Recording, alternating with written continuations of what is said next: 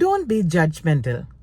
ഈ ജഡ്ജ്മെന്റൽ എന്നുള്ള വേർഡ് നമുക്കറിയാമെങ്കിലും ഞാൻ ശരിക്കും പറഞ്ഞാൽ അത് യൂസ് ചെയ്ത് കേട്ടിട്ടുള്ളത് ആദ്യമായിട്ട് ഇംഗ്ലീഷ് എന്നുള്ള ശ്രീദേവിയുടെ മൂവിയില്ലേ അതിനകത്താണ്. അപ്പം ഞാനിപ്പോൾ പറയാൻ ഉദ്ദേശിച്ചത് വേറൊന്നുമല്ല, നമ്മൾ always V assume things and become judgemental. ശരിയല്ലേ? നമ്മളോട് ഒരാളൊരു കാര്യം പറയുമ്പം നമ്മൾ ഊഹിക്കും, ഈ ആൾ ഇങ്ങനെ പറയുന്നുണ്ടെങ്കിലും പുള്ളി ഉദ്ദേശിക്കുന്നത് വേറെ എന്തെങ്കിലും ആയിരിക്കും എന്ന് വെച്ചിട്ട് we start judging that person. Actually that's not correct. Let's not become judgemental.